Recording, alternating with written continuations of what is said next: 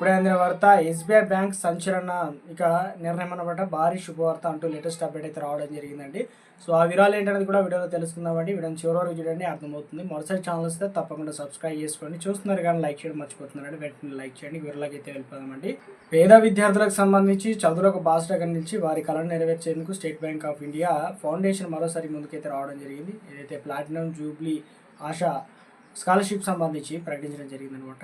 దీనికి సంబంధించి 2026లో అయితే 90 కోట్లనే ఖర్చు చేయబోతున్నట్లు కేటాయించిన ఎస్బీఐ ఫౌండేషన్ తెలపడం జరిగింది. ఇక ఈ ప్రారంభంలో భాగంగా 2022లో వెనుకబడిన విద్యార్థులకు ఇందుకు సంబంధించి వారి చేయూత ఇచ్చేందుకు గాను ముఖ్యంగా స్కాలర్షిప్ కేటగిరీకి సంబంధించి అర్హతలు స్కాలర్షిప్లో 9వ తరగతి నుంచి పోస్ట్ గ్రాడ్యుయేట్ కూడా వివిధ స్థాయిలో చదివే విద్యార్థులకు వర్తిస్తుందన్నమాట కేటగిరీల వారిగా.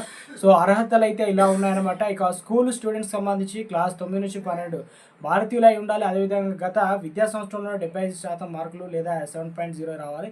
CGPA సాధించిన SC STలకు సంబంధించి 10% సడలింపు, అదేవిధంగా 60% 5% అంటే ఈ విధంగా అయితే ఉంటే సరిపోతుంది. వార్షిక ఆదాయం 3 లక్షలు అయితే ఉంటుంది. అదేవిధంగా 50% అయితే స్లాట్ మహిళలకు, 50% SC STలకు సంబంధించి 25, అందులో వచ్చేసి STలకు SCలకు అయితే ఉంటాయన్నమాట.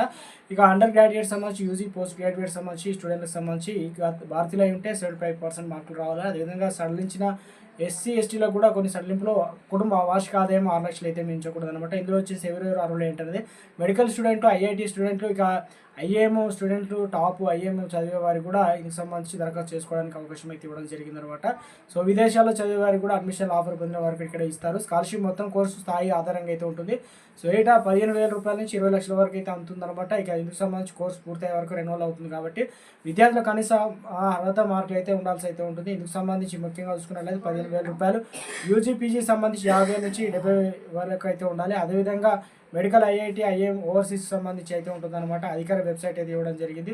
సో ఏ రకంగా అప్లికేషన్ చేసుకోవాలి, అప్లికేషన్ ప్రాసెస్, అదేవిధంగా డెడ్ లైన్ కూడా 15 నవంబర్ వరకు అయితే ఇవ్వడం జరిగింది. అవసరమైన సర్టిఫికేట్లు, ఆధార్ కార్డు, అదేవిధంగా గత సంవత్సరంలో మార్క్స్ లిస్టు, ఇన్కమ్ ప్రూఫ్స్ అదన్నీ కూడా అడుగుతారు.